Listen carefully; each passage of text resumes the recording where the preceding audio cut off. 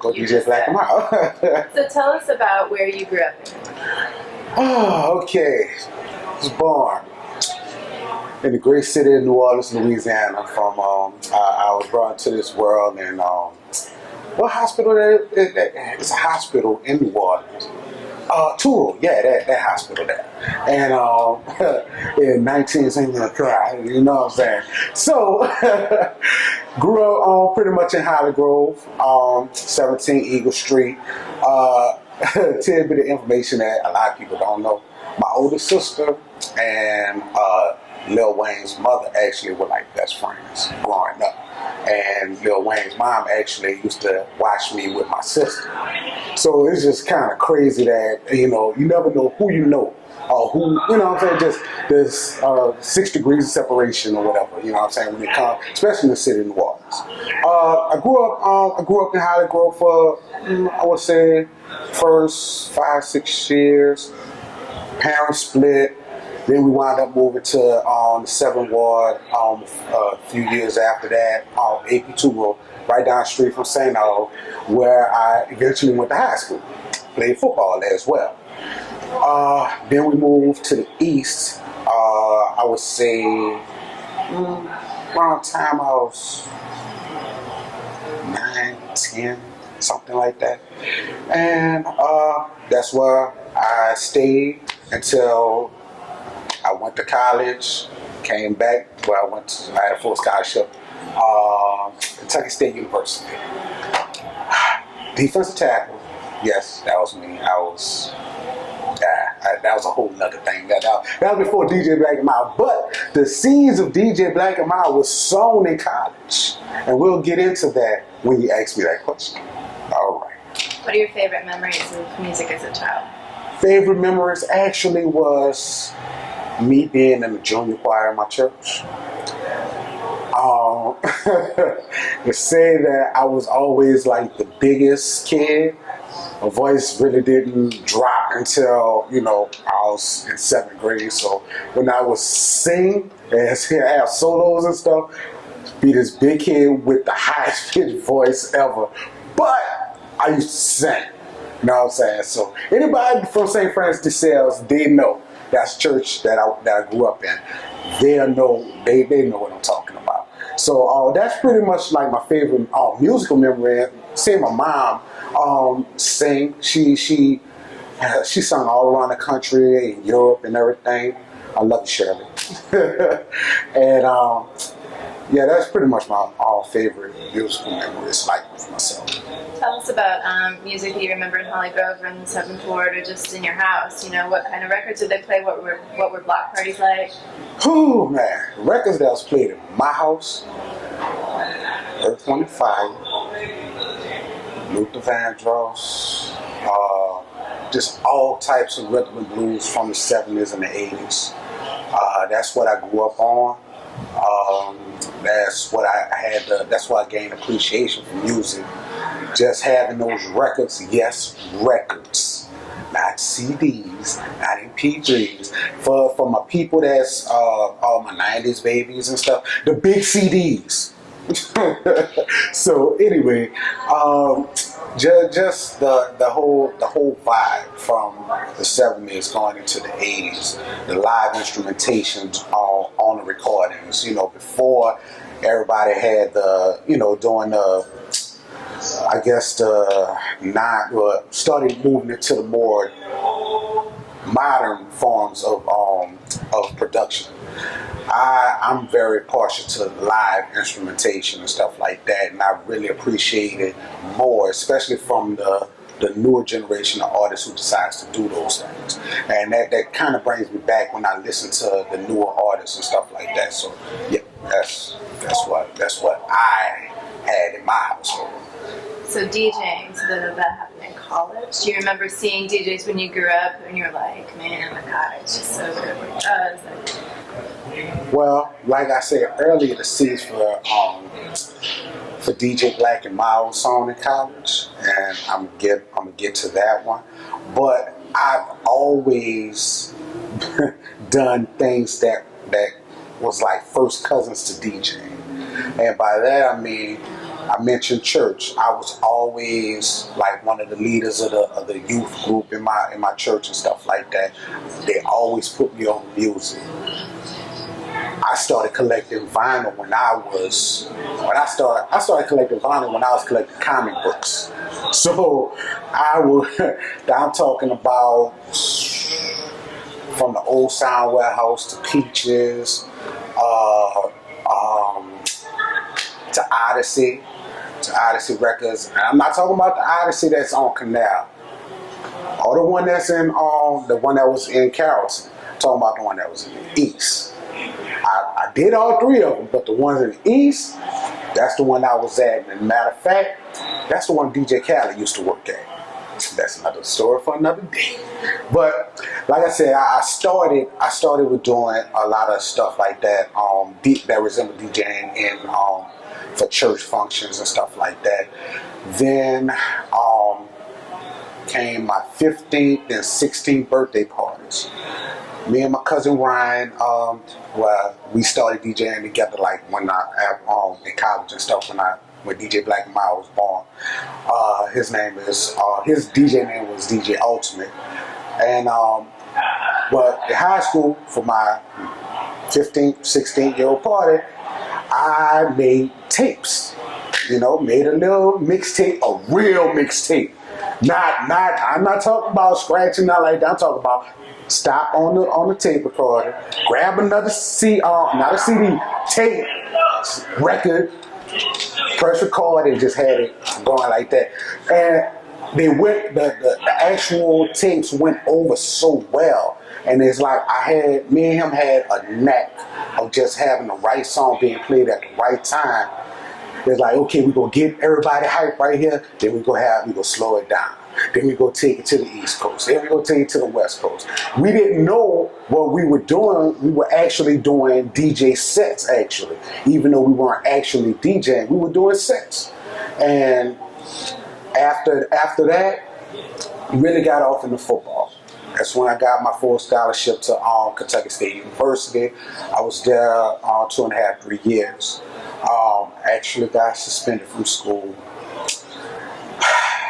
That was a very down time in my life. But anyway, so I wound up coming back home in 95. So when this was history or whatever. I graduated from high school in 93. For people that want to know, I don't look that old, but hey, I aged gracefully. Anyway, so once I came home after I was suspended, I started hanging with one of my friends that stayed across the street from me. And matter of fact, me and him played football together at St. Aug and everything. And he was DJing. So I asked him if I could tag along with him.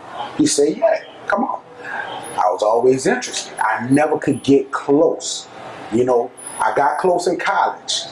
And I kind of skipped over that, but I'll get back to that after I tell you about my friend. So when he would go out to gigs, the other guys were just concerned with, I just want to party and, I just want to party and I want to holler at females and they just trying to get me free or whatever. I was there to help him set up. I'll be there asking him questions. I knew it used to annoy him, but I was asking questions because I was very interested in, learning the finer points. Now, honestly, my friend wasn't the best DJ, but he was very knowledgeable of the art of DJing. So I would ask him questions, and he saw that I had a genuine love for it. So I would be the only one that he would pay out of everybody who used to go. He paid me one day. I was like, what's this for? They're like, man, look, trust me, you earned it. I'm like, bro, I'm just here asking questions and helping you set up. They're like, trust me, you earned it. And it didn't click until later on down the line that, okay, he really saw that I was interested and I had a love for it. And not there just to holler at females and, getting parties free and stuff like that.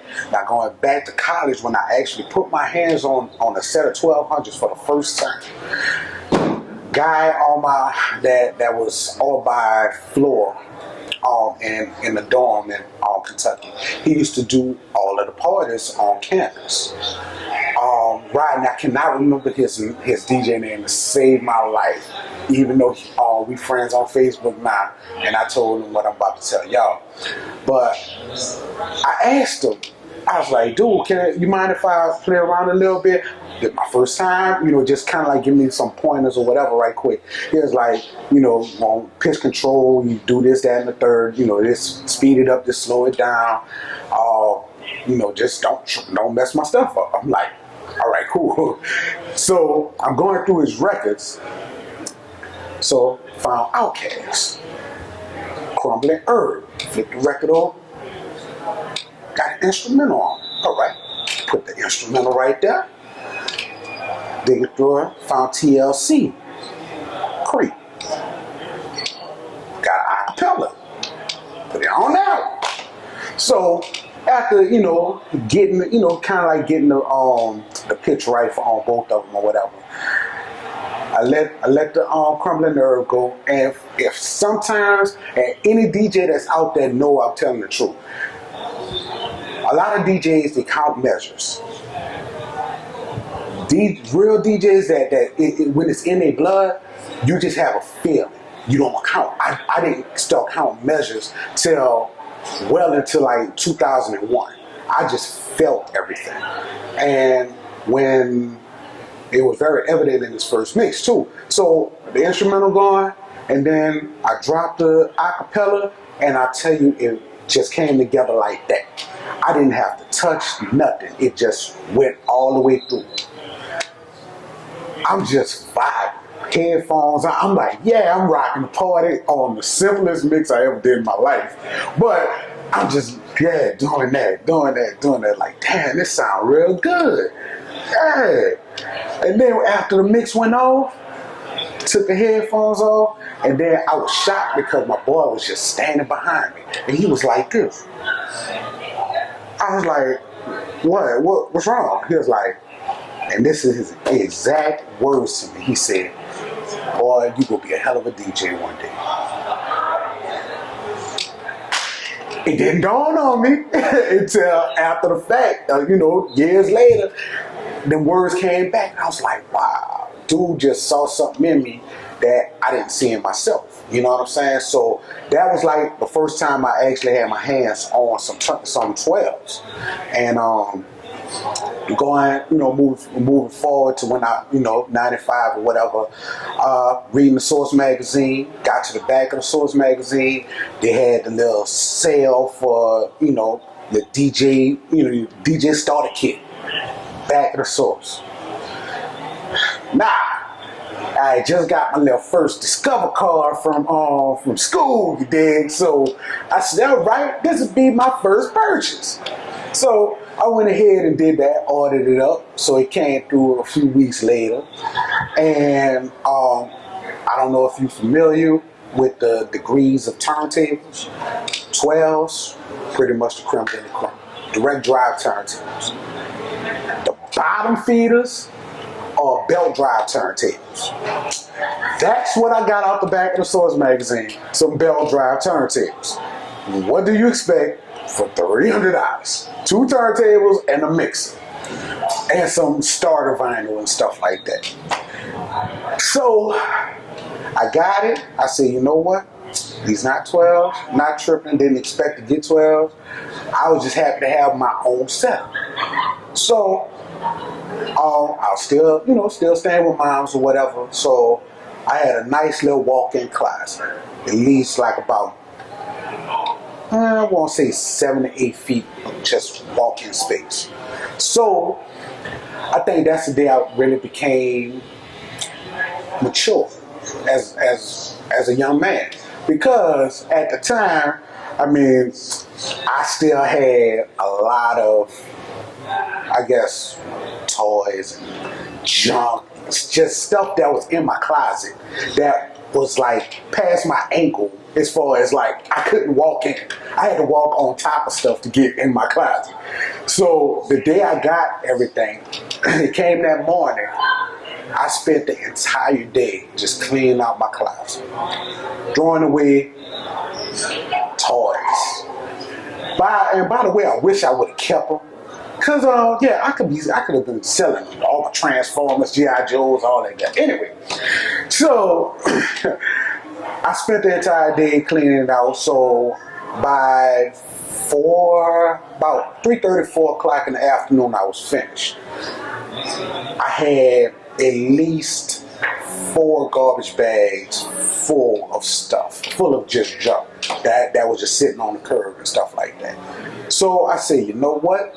I'm gonna go ahead, put this on the curb. I made a quick run to the pawn shop. This was the rest of my purchase on my Discover card. I went and got a little house amplifier and some of them pawn shop speakers. Some went to Radio Shack around the corner. This was all in Gentilly, around Dillon. As a matter of fact, that pawn shop still there's Cash America now. So I got that from over there, came back home, hooked everything up, started practicing with the vinyl I had, because I've been collecting vinyl, like I said, since like 86, 87, probably before then actually collecting vinyl, because had Fat Boys Crushing, had Tougher Than Leather, Run DMC, Beastie Boys, License to Ill. So I mean, I had all those records, the originals and stuff like that. So I just started messing around, just practice. My cousin Ultimate came over, we started practicing together. The next day, my mom was actually shocked that first day when she came home from work to see all these garbage bags ready to be thrown out. When she came in my room, man, I almost had a heart attack. Like, what brought all this on? And I showed her. She was like, "The DJ?" Like, yeah. So that's where that's going. That was that story there. But I know you're probably gonna ask me where I came up with the name.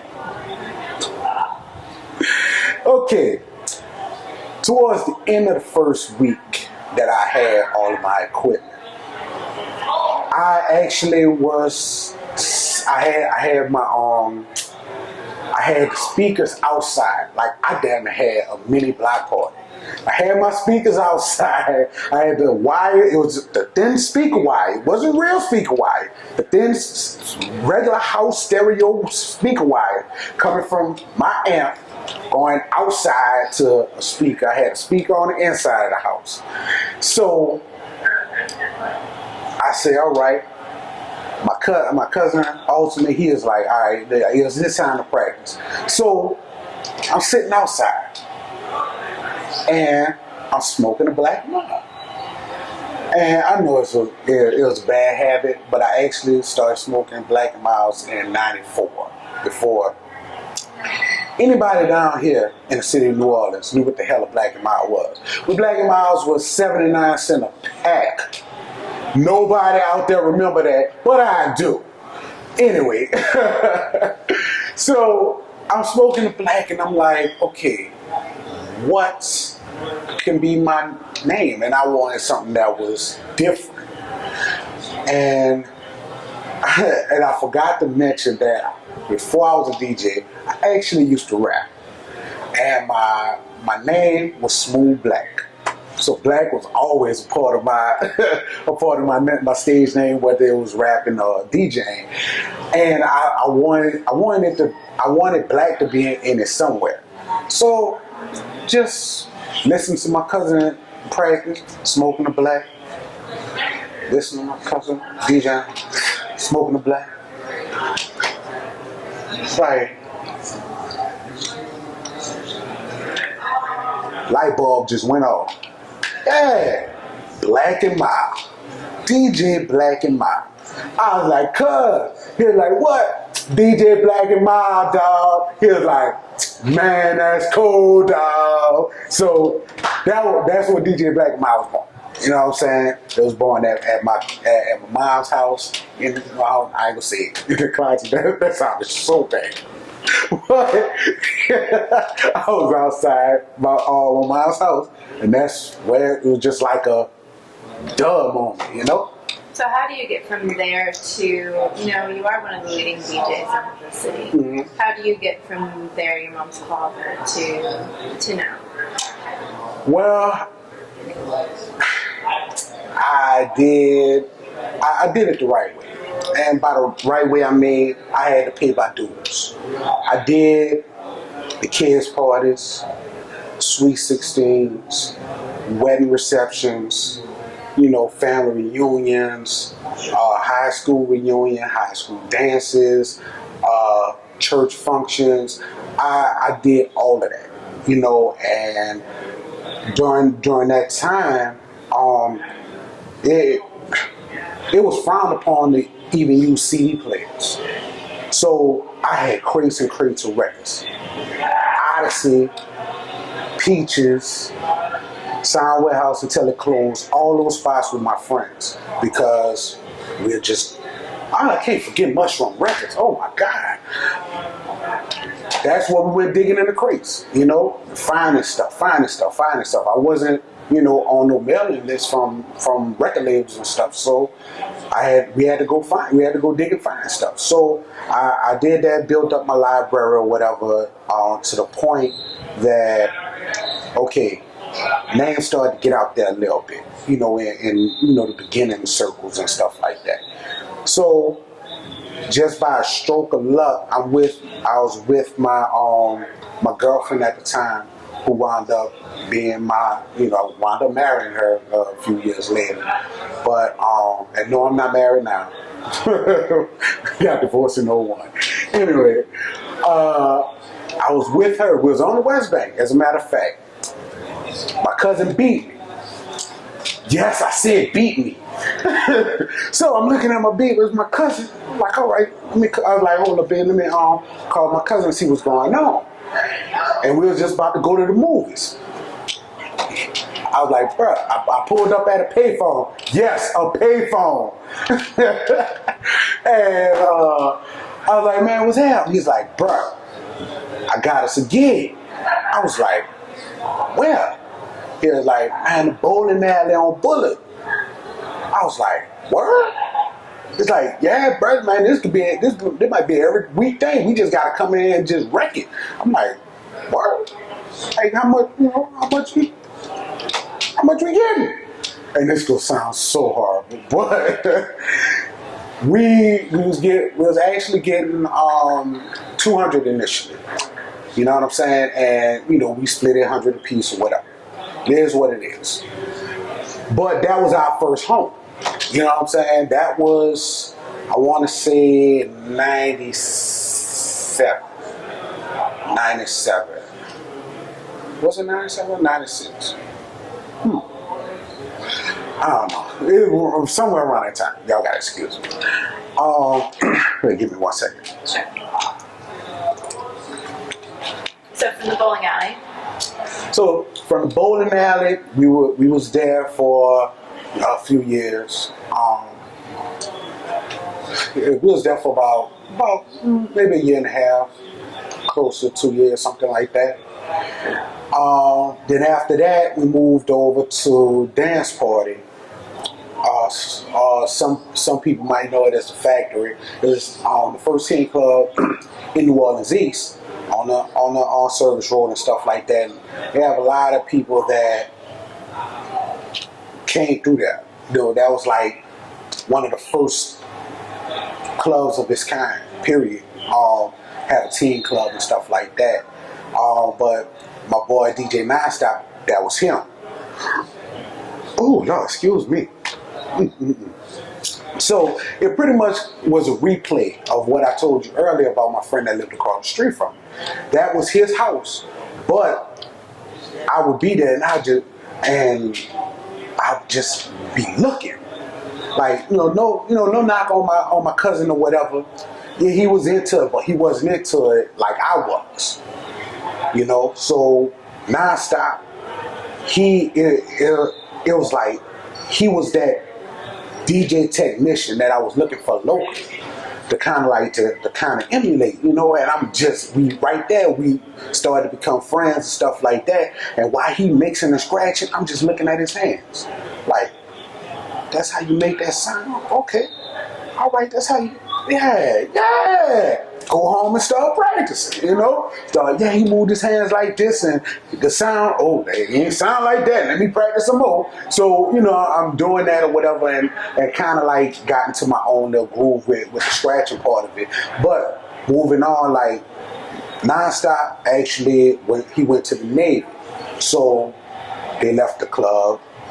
To me, I was the next up the bat. So that's when, you know, during that time, Take 4 Records, they used to do a lot of events at Dance Party, like especially during the holidays, whether it was Easter, Thanksgiving, Christmas, whatever major holiday it was, Take 4 Records always did something big at Dance Party. That was like one of the spots they did something big. So that's when like some of the, you know, the rappers and, you know, all the famous, I guess the hood famous people started to know me. The Willie Puckets, the Choppers, Jubilees, you know what I'm saying? Everybody knew me from there, you know? And that's where I really got into having a taste of having a club. The bowling alley, we kind of turned it into a club, but the Dance Party, even though it was a teen spot, it still was a club. Just take out the alcohol. You know, they had their little drinks and potato chips and stuff like that. They just thought they was so grown. Oh my God. But anyway, moving on, like after that, in 2000, I was in the Cool Mix DJ battle at the House of Blues. And I didn't win my round. You know, I didn't even get out of my round. Shout out to Dynamite Dave Soul. It was me and him in the same round, and he did some stuff. Yeah, he did the thing. He deserved to win. But that notwithstanding, I had the crowd. Technically, he whooped my ass, but I had the crowd. So that kind of like put a light bulb on top of my head right there. Okay, I know I'm going in the right direction as far as being a club DJ. And there's a big difference of being a battle DJ and a club DJ. You know what I'm saying? Club DJs, a DJ should know his limitations. At that point in time, I knew my limitations. I knew I wasn't a battle DJ. So I was gonna concentrate on being a club DJ. So during that time, everybody started to really kind of like focus on. I was that up and coming DJ because you had Raj Smooth that was he was top of food chain. You know what I'm saying? So he had the House of Blues. You know, I did my thing. They started bringing me into the House of Blues to open up for Raj. Then all of a sudden, at the Palace Room. But me and Big Ramp, we up there, he my MC, I'm the DJ, and you know, we doing our thing up there. Then after that comes Ampersand. You know, Ampersand had the college night. It was me, oh damn, I can't remember the other DJ name. I went to church with the other DJ, but then there was DJ Fuck It. I cannot remember the other DJ name to save my life. But and what year was this around? This was around 2001. So 2001, I started doing ampersand for the college night, like I said. So started wrecking it, doing my thing, getting better. That's when Rhythm City / Duplex / Rockefeller, whatever you want to call it. That's when somebody got word to them about me. So Rhythm City was actually my first big club that I was DJing primarily and not just opening up. So I went over there. They got in touch with me. I went over there. Excuse me. And I tried out. And set up set up everything. Turntables, mixer, had 2 crates of records. And I didn't have any routine of what I was gonna do. I was just like, all right, just go fly, do it on the fly. So I think I got to my 3rd record, which was hold up. I'm trying to think of when Pastor Cavassier came out. When that came out, like 02, 02 around there, somewhere around. I can't remember exactly when, but I think it was like right before it really blew up. It's like I broke the beginning part when Busta was like, "Don't this beat make you wanna?" I broke it down in such a way that the owner, the manager, everybody in the club looked at me. The owner came up, he put his hand on my turntable. We said, "Come here, sad." You started sad. I was like, "Dude, I ain't much fit. You got the job. You don't need to do no more." I was like, "All right, there it is." So then it was me, Money Fresh, DJ Boogie Fat, rest in peace, Boogie Fat, rest in peace, dog. It was us doing our thing on Saturday nights, and you know we all kind of like just took turns. One would open up, one would be the middle, one would close it out. We just took turns like that. You know what I'm saying? Shout out to Money Fresh, my dude right there. And you know, we went through the club, the name changes and stuff like that. With that one, I mean, I was there for a nice time, a nice long time. Then in 2002, late 2002, I had an opportunity to do the Metro. That's when I went from here to out there. You know, Metro, my all-time favorite place to DJ. As being a resident. You know, I had the hip-hop room. You know what I'm saying? They made a change from DJ Matt Nice. And that they called me because he couldn't make it one week for some reason. Well, I know the reason, but I'm not putting do business out there. But he couldn't make it. So Big Stan put in a word from him because you know he really couldn't get me into a position at the House of Blues because Raj was there. That was his spot. So he was looking out for me with the Metro when that became available. So he threw my name at him. I went over there. We talked. Everything was cool. I didn't have to try out. They just trusted Stan. So that first Saturday, did my thing. Right. They was like, "All right, this you. You got it. This your house from here on out." And it was my house from late 02 to May of 04. So that was like the best venue because I really could do everything. I wasn't just pigeonholed into doing a specific genre, you know. But what you like? And that was my next question. I mean, you do R&B, you do rap, you do bounce, you do everything. And obviously, you know, you bring your knowledge as a singer and a musician to what you do as a DJ. If you had to define yourself, how would you define yourself as a DJ? As a DJ, just very well-rounded and versatile. And that's like the biggest, I guess the biggest knock on me or biggest misconception that people think just because they hear the name DJ Black and Mild that's all that I do. And pre-Katrina, it was very much well known that I just didn't do bounce. But you had a producer Black and Mild that did so much as far as doing bounce remixes and bounce tracks and stuff like that and flooding the streets with it.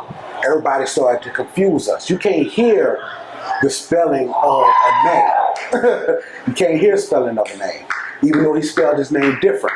And we had a lot of tension between us for a long time. He came out in 2001. Was it 2001? I think so. Yeah, when he did on that Big Frida on double disc, he produced the entire CD. People asked me, "You producing for Frida?" I was like, "No, I'm just DJing." And I saw it. I was like, "Who is this dude?" But that could be a whole like 2-hour segment right there. But anyway, but dude started doing his thing to the point that okay, everybody just confused us. So I found myself just trying to explain, okay, that's not me. Never took credit for anything that he did. I never will. You know, that's what he does. This is what I do. You know, but like I said, I'm very well rounded. Anybody that actually heard me DJ, had a chance to rock with me, you know, in a spot where, okay, it's not just, I don't want to say it's just a hood spot, but if you know you go to a spot, you go to a club and you know that they, you know, play for a certain crowd. You know, Caesar's crowd is not an Eiffel crowd, you know, and vice versa. So the thing about it is I can actually DJ in either spot. So now it's like I'm just in purgatory as of right now, because it's like I guess the high level clubs think I'm too hood to be there, but the hood spots say I'm not hood enough. So it is what it is. I'm good with it because at the end of the day, I know I didn't have to compromise my integrity, you know, just to get a gig. Yeah, it's about making money, but at the same time, it's about a brand that you built. So if you're gonna go in a certain direction and you're fine with it, by all means, go that route. If you want to do primarily bounce, do what you do. Ain't nothing wrong with it. What's the best mixtape you've ever done? What's your favorite? Do you have a favorite? Okay, my favorite mixtape. And who was on it? Okay, If you don't want to pick your favorite, just tell us about your most recent one. All right. It's kind of crazy. It's kind of crazy, but it's kind of like two. I have two. Like if we talking about a bounce mixtape, or whatever, it's two. Dang, I just had to pick one.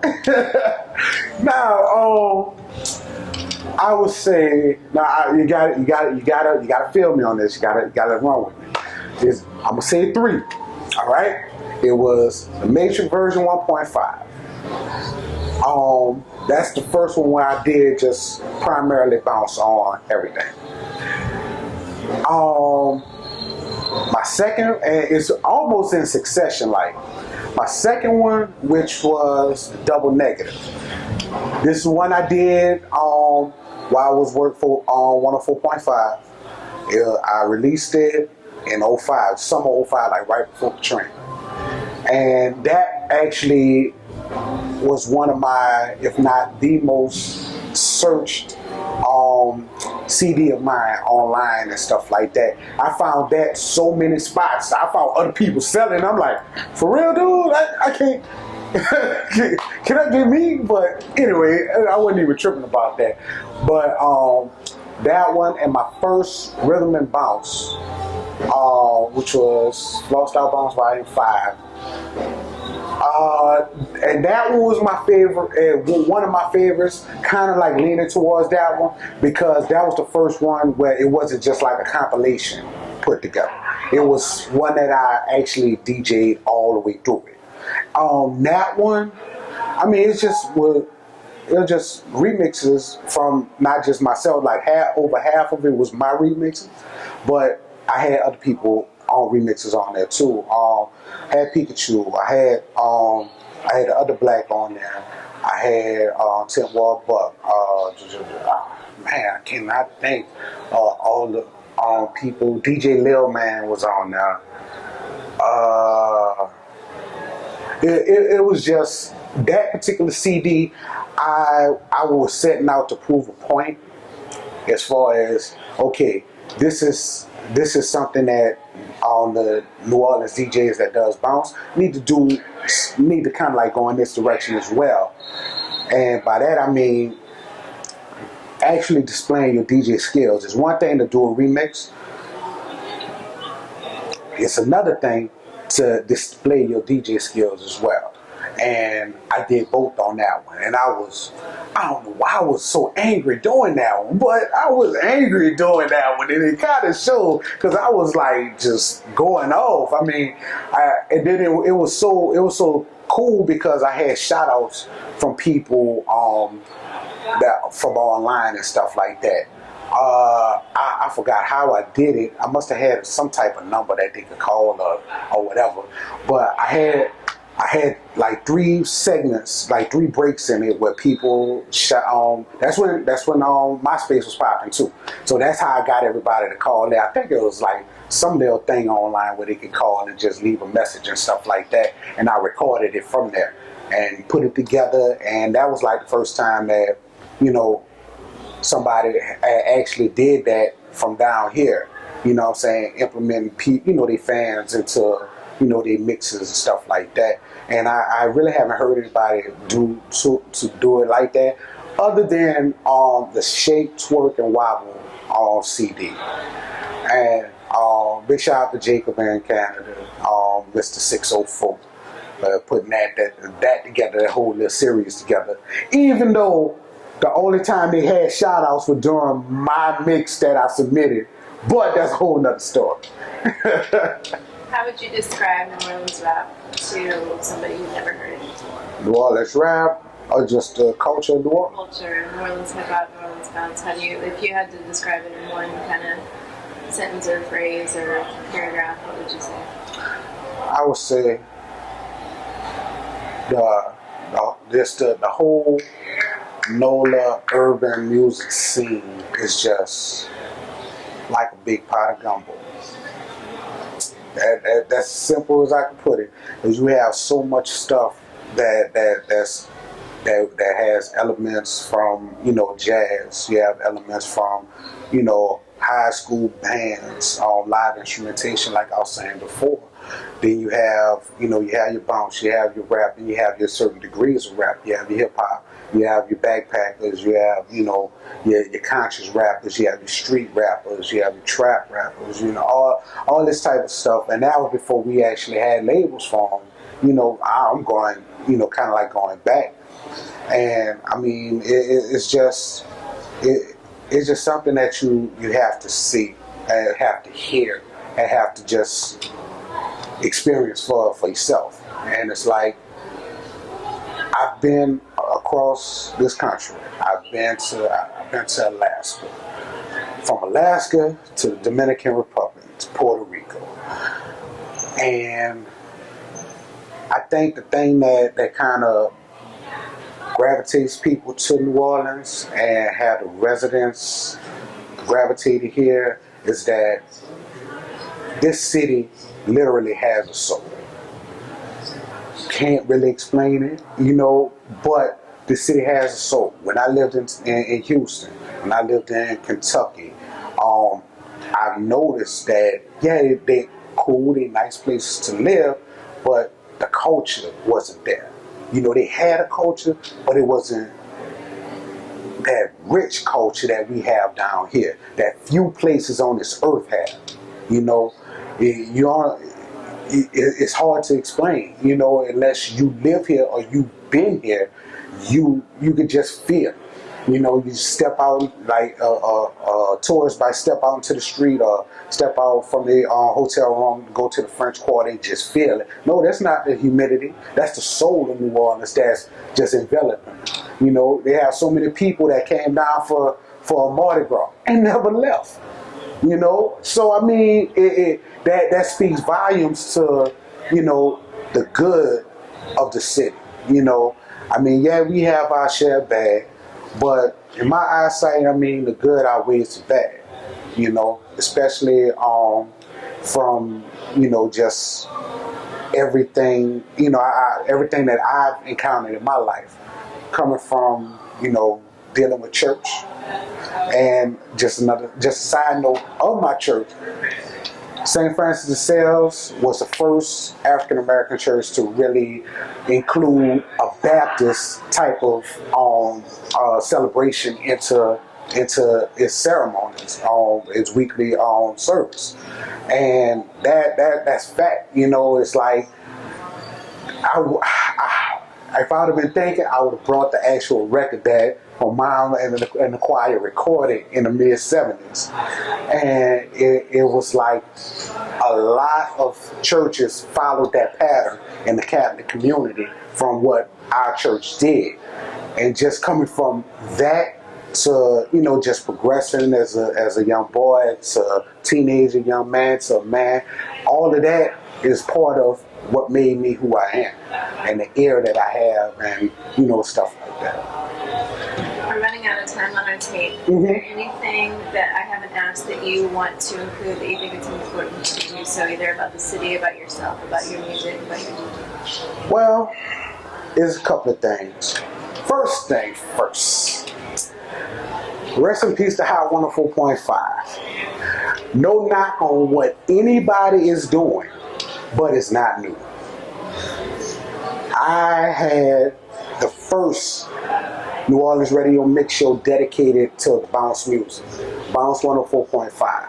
It's history. A lot of people kind of forgot or whatever. It's cool, you know, but Bounce 104.5 paved the way for when I forgot what Money Fresh's mix show was on Saturdays, live from the Duck Off.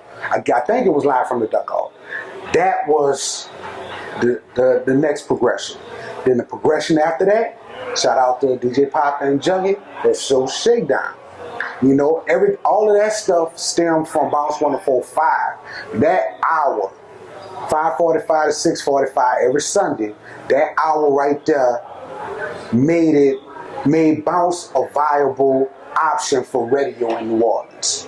So, you know, I'm just saying, you know, if y'all need to hear it, check out my podcast. You know, check out my podcast. Y'all can check out one of my episodes of Bounce 104.5 that I found or whatever. Go DJ blackandmild.podomatic.com. Y'all check it out. And that was like 05. I have some from 04 that I'm gonna upload later and stuff like that. But as far as I'm concerned, don't let, you know, I said this once and I said it to y'all. Bounce doesn't define me. Doesn't define me as a person. Doesn't define me as a DJ. Being a DJ defines me as being as a DJ. You know, one of the biggest and best compliments I ever got from somebody in the industry. This was an industry event that I was doing in 04. It was for Atlantic Records, and matter of fact, that's when Juvie was signed to Atlantic. He was gonna do his thing, so I was DJing the event. It had a lot of big industry people in there, and Dougie Fresh was hosting it. I didn't say one word on the mic. I was just DJing, just being smooth with it.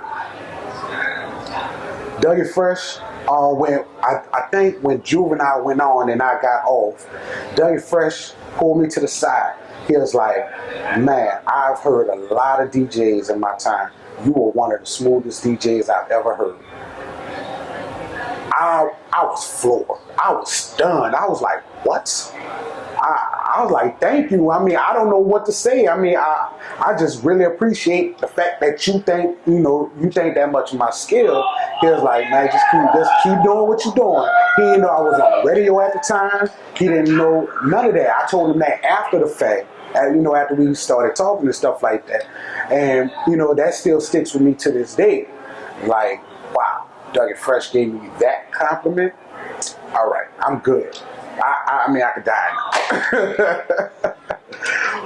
now. Nah, it doesn't get any better than that. I've had a lot of people to give me my props as far as DJing is concerned, but that right there, from from the tail end of the first generation of rap, oh man, you can't. It don't get no better. There's somebody who's still relevant to this day, don't get no better at all. So, I mean, I don't know what else you want me to, unless, I can always talk about my Go DJs, man. Yeah, do say something about Go DJs. Okay. Well, gotta shout out my Go DJs. Also, before I even get into my Go DJs, I gotta let y'all know, gotta shout out the Flossed Out Gangsters, me and Big Ram was having with it, Flossed Out Gangsters, FOG. Shout out to my core DJs out there. I'm a core DJ, been a core DJ since 05. I became a Go DJ in Houston in 06. And before I moved back, they say for anybody to be a good leader, you have to be a good follower. When I joined the Go DJs in Houston, I was a good follower. Whenever we had meetings, I was there. Whenever, they asked to, come out and support the other DJs if you're not working, I do that. You know what I'm saying? I did everything that was asking me and stuff like that. And once again, somebody saw something in me, didn't really see myself. DJ High C, Go DJ High C, that's who started the Go DJs in Houston. When I made up in my mind that I was going to move back in '07, I was like, well, dude, you mind if I start a Louisiana chapter? They're like, you got my blessing. I'm like, all right, cool. So a year later in '08, May 6th to be exact, and I got our articles of organization straight, EIN number, our state seal, all that stuff. Go DJ Music Group LLC was born. So, from that point on, it's like we spread like the plague in the state. The only major market we don't have a Go DJ in is Alexandria. Every other market, Lake Charles, Lafayette, Baton Rouge, New Orleans, Shreveport, Monroe, Ruston, that's in between the two. We got Go DJs in Slidell. It's just we just everywhere. And our whole premise is to help artists, to educate DJs, to help other DJs, not just Go DJs, but DJs in general, because this art form is dying. I mean, technology is good, but it's also being the death of DJing, because anybody with a little money and a laptop and a computer or whatever think they can DJ. No. It's too much that goes into it, and there's a slap in not just my face, but everybody who came up the right way, carrying all of these crates up 2 and 3 flights of steps, in addition to speakers, turntables, this, that, and the third. And for these dudes, now to just no knock on them, because sometimes they, a lot of them are just ignorant. They don't know.